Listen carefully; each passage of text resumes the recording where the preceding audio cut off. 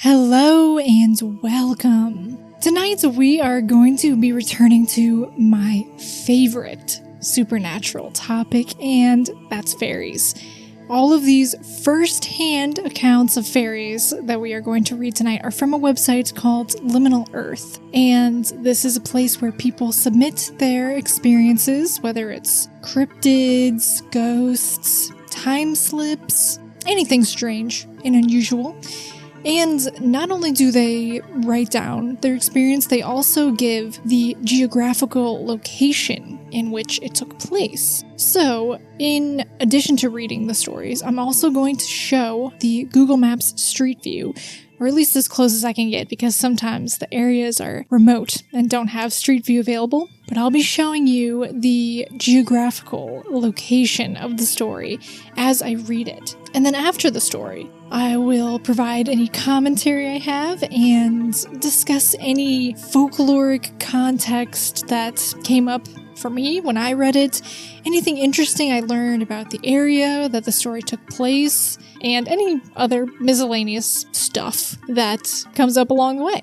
Like I said, all of the stories we're reading tonight do concern fairies. So, if you think fairies aren't real, well, maybe have a listen and see what you think after.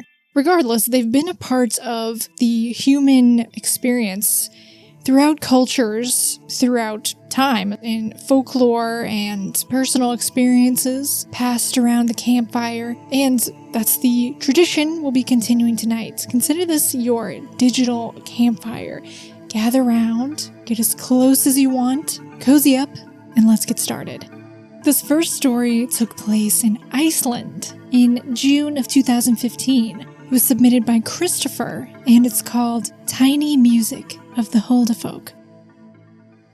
My now wife and I had just been married in Iceland. We decided to tool around the country for a few days. Using a popular app, we had booked a beautiful cabin in between two volcanoes. We were gone every day from 4 a.m. to 12 a.m., and we stayed there for 2 days.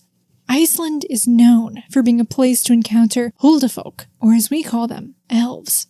Each night, as I would lay my head down to go to sleep, I would hear soft music, kind of like the kind you would hear at a Renaissance fair, or very folky with harps and other string instruments.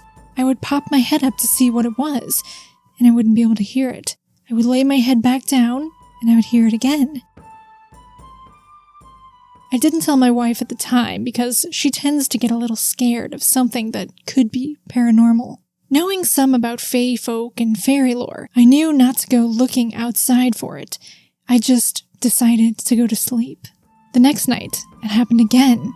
I paid more attention this time, even opening the door to the cabin, just to take a peek to see if anything was out there. It seemed to play just in that liminal time between awake and drifting off. I could hear it better this night, but only in that liminal space. The next morning, we packed up and we headed back on the road to our destination. As is usual, whenever something paranormal happens to us, I decided to bring it up after the fact, so she wouldn't have been scared. I got out, "Hey," when she stopped me and asked, "Did you hear tiny music at night while we were there in the cabin?" She had heard it too. My jaw hit the steering wheel, and we talked about it all the way back to Reykjavik.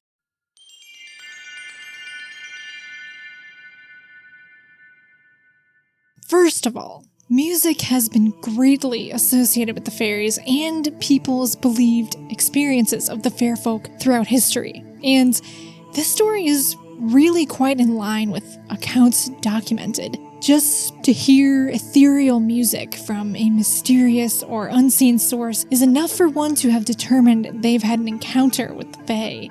Fairy music is often described as being, well, sort of beyond description, unearthly and beautiful beyond words.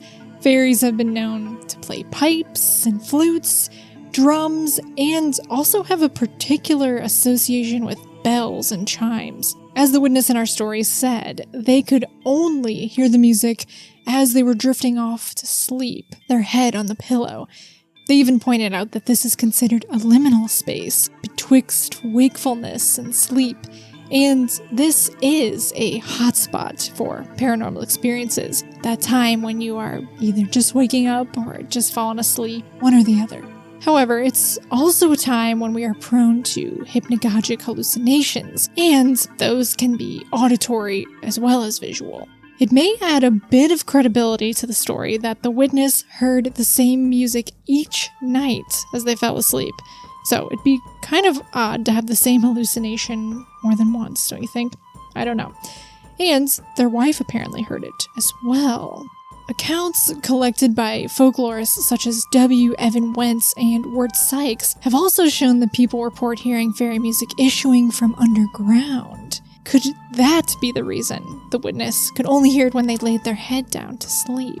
Speaking of liminal spaces, they also mentioned that the cabin in which they were staying was situated between two volcanoes. I'd have to imagine there is some pretty interesting and intense energy in that area, as well as immense beauty. I personally have been fascinated with the Faroe Islands ever since I came across a documentary years ago called Investigation into the Invisible World from 2002, which explores different paranormal phenomenon and beliefs of the Faroese people through interviews. And according to the local folklore, there may very possibly be some fairies dwelling within these volcanoes, or maybe I should say elves. The huldufólk, as referenced in the story, are a type of supernatural elemental entity specific to Faroese and Icelandic folklore. They're also called elves, like the author of our story said, and their name translates to mean hidden people.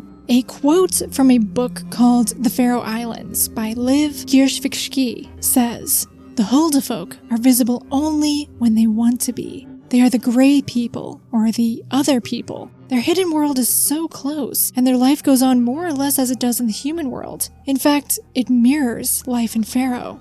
And this is very much the same as traditional Celtic fairies. Sometimes it was even said that for every human person, there was a fairy doppelganger. And, much like the Celtic fairies, although some huldufólk can be known to be helpful, they are never to be trifled with. The book goes on. Even if the huldufólk can be kind and will always try to return favors, care should be taken not to cross them, as they do not forget a slight and can bear grudges forever. The Encyclopedia of Fairies and World Folklore and Mythology by Teresa Bain says, "To ask a huldufólk for a knife is considered very unlucky and ensures having a curse being laid." It seems this is another parallel between the Faroese elves and other fairies of the British Isles, their aversion to iron and steel. According to an old saying, a knifeless man is a lifeless man, and no Faroese would ever go without his knife. Steel was the only protection against the powers of darkness. So the huldufólk are believed to inhabit the large rocks that dot the beautiful and otherworldly landscape of the Faroe Islands. Here's a clip from that documentary I mentioned earlier, Investigation into the Invisible World, where a little girl relates her story of meeting an elf. "This is where the elves live. They're about this high. One day, I was playing, jumping on the stones, and I fell.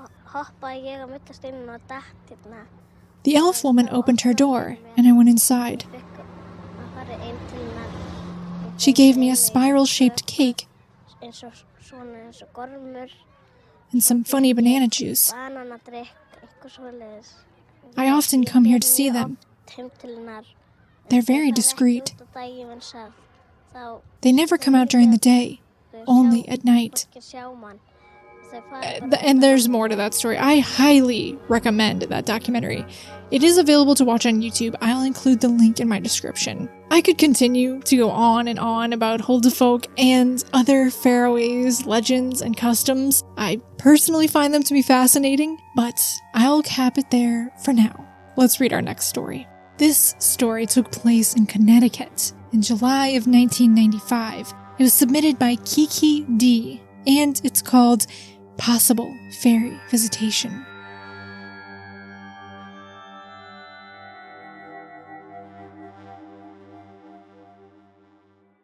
This This is a story I share frequently since it put me onto a path of being very interested in fairies, cryptids, and the supernatural in general. In middle school and high school, I started to become increasingly interested in paganism, witchcraft, mythology, and magic. I started to read books on the subjects and discovered fairy folklore. I live in a rural area of the town I grew up in, just down the road from acres of forests and orchards. I honestly think there is a curious feeling to the wooded areas of Connecticut, but this area in particular has always felt a little different to me, kind of like the woods watch you back. As it was summer break, I was enjoying adventures hiking through the woods, diving into swimming holes, or getting into trouble with my friends. I was also reading a lot, and particularly intrigued by stories of nature spirits and fairies. Having read that it was respectful to leave them gifts of honey and cream, I decided to leave them gifts around our house and yard. I left small dishes of honey, cream, and cake in our backyard as an offering to the land, perhaps hoping that if there was any truth to the tales, the fairies would reveal themselves, or at the very least, decide to spend a little time at our humble home. One night, they let me know they were there.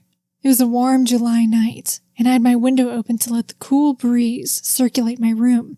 I recall sleeping well, but then being suddenly stirred out of slumber by the most peculiar feeling. Something was tickling my feet. I could feel small fingers on the soles of my feet and ankles. I simply shifted my body in response to this, kicking my feet in an attempt to make it stop. I also grumbled. When this happened, I heard giggling. I couldn't believe it. It was a chorus of tiny, sweet, and innocent laughter. The sound is recorded clearly in my mind, even after all this time. It doesn't leave me. This got my attention, and I shot up in bed, only to find myself alone, with only the sound of insects chirping outside my window. Even though I do share the story often, I sometimes still feel a little silly or embarrassed to do so, since it was so out of the ordinary. But I suppose it is interesting that it would occur after I decided to show my respect and interest in the Fae. I also enjoyed that this encounter happened in rural Connecticut, a place that perhaps would not top the list of places people would associate with fairies. I think Connecticut has many secrets and places where one could suggest that the veil is thin. Perhaps on this evening, in between wake and sleep, I was just able to wander into some otherworldly experience.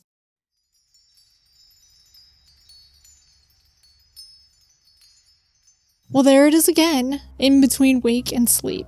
It's probably when most supernatural encounters occur, and again, that's up to anybody's speculation on whether that makes it credible or not, but we are not here to discount people's stories. We're here to enjoy them, and the stranger the better, Kiki D. So, now, I must say, when they said in their story that in middle school and high school, they started to become increasingly interested in paganism, witchcraft, mythology, and magic, who else can relate to that? How many among us can relate? I know I can. I also found it interesting that this story appears to be pinned at a crossroads. In these liminal Earth videos, we find this time and time again. These stories are pinned at crossroads or boundary lines. There's gotta be something to that, don't you think? So, Kiki D, the author of the story, mentioned that Connecticut may not be a place that first comes to mind when one thinks of fairies. And that's probably true. Top of the list is probably Ireland or somewhere in the British Isles. So, wow, that's probably true. It doesn't seem to be fairy-less. The fairy census currently has 9 submissions that took place in Connecticut. So, that's not nothing. I'm sure there's more. If you have a fairy experience from Connecticut, you have to tell us. And I would also encourage you to submit it to the fairy census. Many reported fairy experiences consist only of sounds.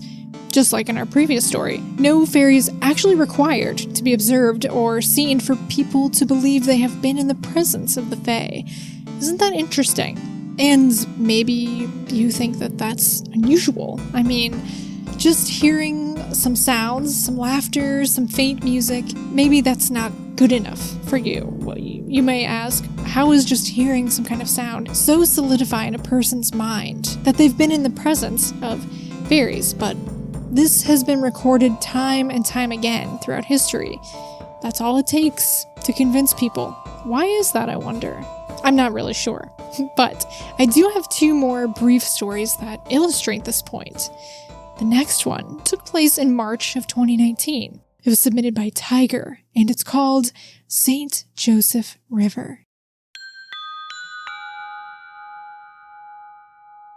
My friend and I were walking a trail along the St. Joseph River and decided to step off into the woods to smoke. We were there for a while in silence, but as the sun started setting, we began to hear what sounded like a pan flute, playing the same short, rhythmic tune repeatedly. We assumed it was someone in my neighborhood nearby at first, but it started to seem more supernatural as time went on. The flute didn't stop, even for a second, for the next 2 hours. We began to head back the way we came, and for over a mile, the sound followed us. It also never got louder or quieter, and there was never even a pause or irregularity in the pattern. We shined our flashlights around, made ridiculously loud noises, ran, and did anything we could, but it never altered the flute sound in any way, nor did we see anything. When we left the woods, the sound still followed until we got into the car. I haven't heard the sound again, but since then, anyone I bring on the trail with me says they feel like they are being watched, which never happened before this.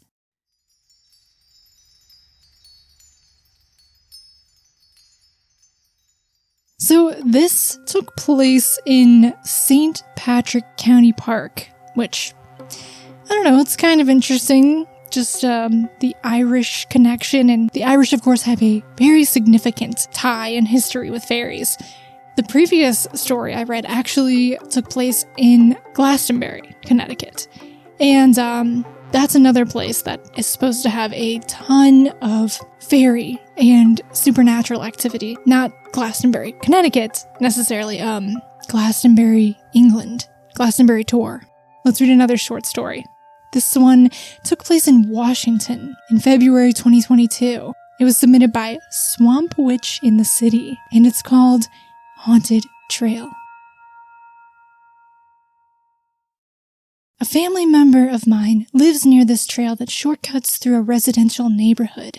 Most of the people that use this unofficial trail are houseless, just going about their business and not making any trouble. At night, when no one is on the trail, I have heard talking and laughing. Sounds like partying. This happens most nights I've been there, except no one is there. I've gone and verified myself. The noise quieted when I got closer. That chilled me to the bone. I assume it's ghosts, but maybe it's fairies having their night march. I don't know.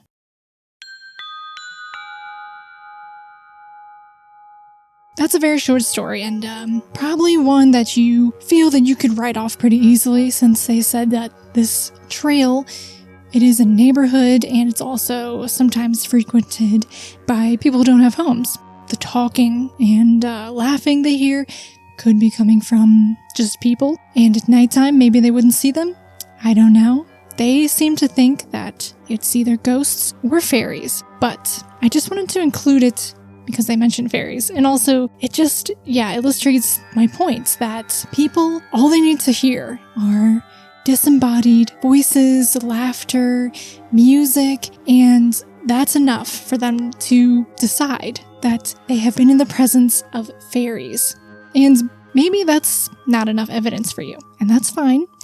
But I do think it's very interesting, and it's a theme that goes back throughout fairy lore. And this story was also pinned at a crossroads. It also took place in Washington, and Washington has one of the highest number of reports in the fairy census. Why that is, I'm not sure. It could possibly be population. Washington has a relatively high population. It's in the top 15 of the highest populated states. I don't know, maybe there's a lot more open-mindedness and spirituality in certain parts of Washington.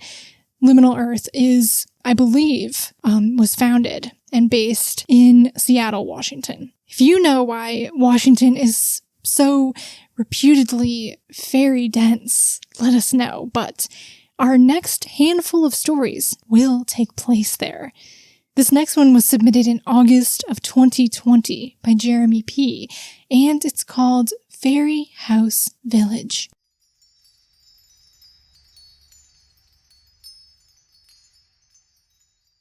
So, before I read the story, I just want to preface it by saying that it mentions an app called Randonautica, which you may or may not be familiar with, especially considering right now there is a particular true crime story that's making the rounds involving this app.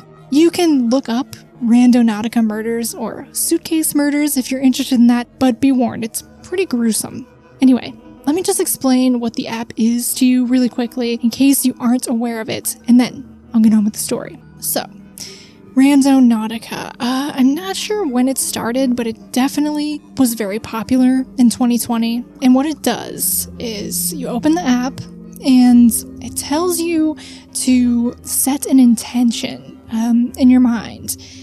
It's optional, of course, but if you'd like, you can set an intention and then it will generate random coordinates. And I think you can put probably a cap on the distance on how far out you want the coordinates to be, whether you want them to be walking distance, driving distance. And then the idea is to go to that random coordinate that it's given you and see if there's anything at the location that matches the intention that you had in your mind when you opened the app and generated the coordinates. So it's kind of testing synchronicity and the like. I did try it a couple of times. Nothing really interesting happened for me, but I do like the idea of it. It's kind of fun. Depending on where you are, if you're just in like a residential area, there's a good chance it'll just lead you to someone's house, and then there's not really much you can do. So, this story will concern Randonautica. So, here we go. While the three of us were exploring a local fairy village in a wooded park, we decided to try the Randonautica app. We pulled up the app, but didn't really express any intention, just that we wanted to find something weird or unusual. To our surprise, the random coordinates generated by the app were directly outside of one of our houses. Were the fairies asking us to go home?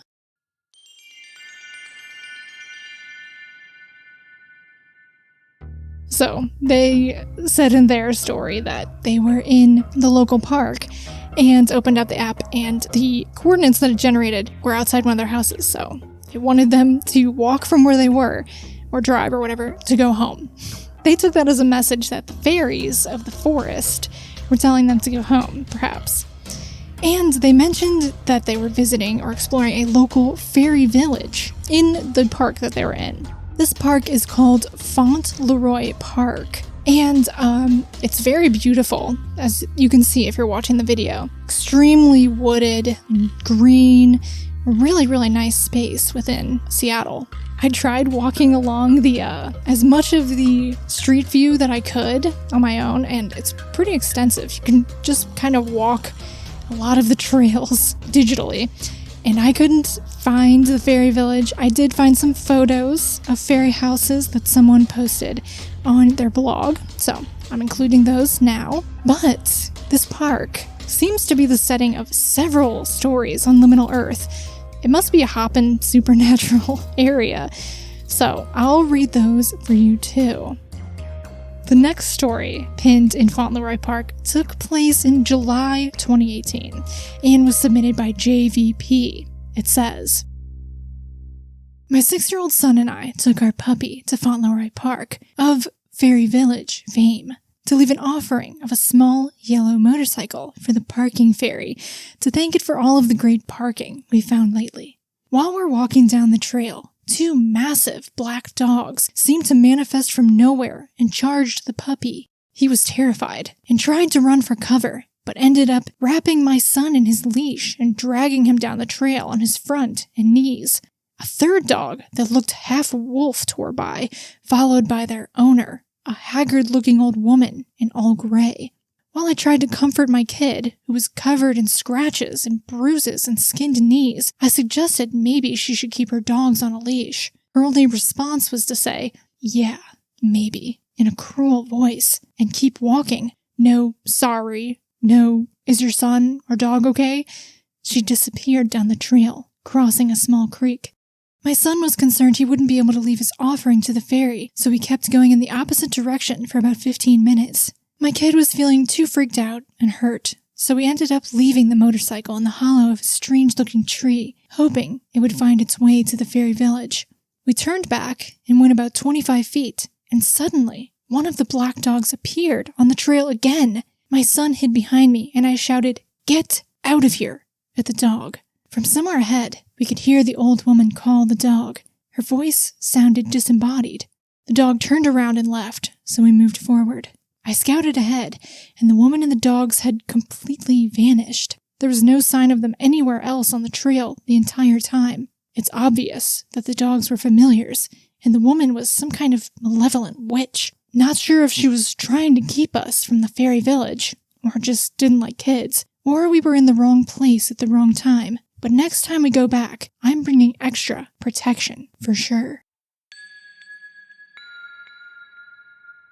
So this story was titled Witch of Fauntleroy Park, and the witness seems quite convinced that the woman she encountered on the trails and her pack of black dogs were of a spectral nature. Who knows? But black fairy dogs are quite common in the folklore of the British Isles. There are half a dozen, if not more, varieties between English, Irish, Scottish, and Welsh folklore, and for the most part, they're fairly similar. In general, these large, black, spectral dogs can indeed appear from nowhere, and they are considered to be a bad omen most of the time, if they aren't outright dangerous. Some varieties act as guard dogs to certain places, such as the church grim, who protects churchyards from anyone who would attempt to commit sacrilege or desecrate the grounds. So, maybe, as the author said, the dogs were trying to keep her out of the fairy village. Maybe their intended offering was considered desecration. Whatever the case may be, there definitely seems to be some odd and possibly magical activity in this park. Things can get strange when you get the fairies involved. If anyone else has any stories from Fauntleroy Park, let us know. But we're not finished with Washington yet. Our next story takes place there as well. It took place in March of 2019. It was submitted by Rachel P., and it's called Little Green Fairy.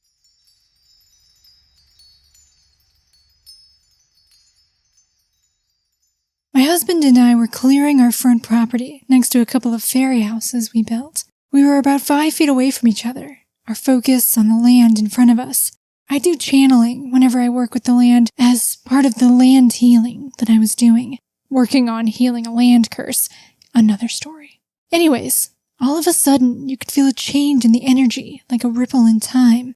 My husband and I looked at each other, and right in the middle of us, you could see the bottom half of this flying green little naked man. He was right in the middle of disappearing. I think Bigfoots can do the same thing. Then it dawned on me what we saw. A male fairy. Well, the bottom half of one. His skin was rough looking, almost like it had bumps.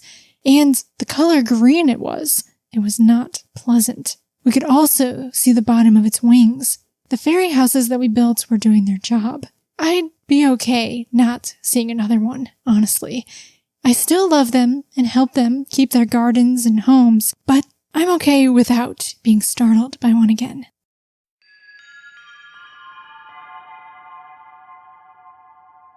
I think camps are somewhat divided on the best practices as far as fairy houses and fairy offerings go. Some people, possibly who are more traditional, are of the mind that it's ill-advised to invite fairies onto your property. Old stories of fairies, particularly among the Irish, say that fairies are dangerous and not to be messed with. Respected, but left alone, because a fairy's interference in human matters can only lead to trouble. Fairy reverence is more of a modern convention, as I understand it. I'm completely fascinated by fairies, obviously, and I've definitely felt a great desire throughout my life to see or encounter fairies. So, I personally don't know what the best way to go about it is. You'll have to follow your instincts, trust your gut, and if you don't think fairies are real, then you probably think it's incredibly silly to even consider what the appropriate avenue for fairy communication is. But if you have an opinion, let me know what camp you're in. Pro fairy houses or anti-fairy houses. We've got one more story to read. This one took place in December of 1956, and this was submitted by A.P. Strange. It's called The Derry Fairy of Berry Road. A man named Alfred Horn was cutting down a Christmas tree near his home on Berry Road when he saw a small man, if it could be described as a man, staring silently at him from the edge of the woods. It was roughly 2 feet tall, had elephant-like skin and floppy ears, visible nostrils, but no nose, and stumpy extremities, with no apparent fingers or toes. He did attempt to capture the odd fairy creature, upon realizing no one would believe him if he just told them about it. Upon lunging at the elf, it emitted a shriek that scared the man so badly, he beat a hasty retreat.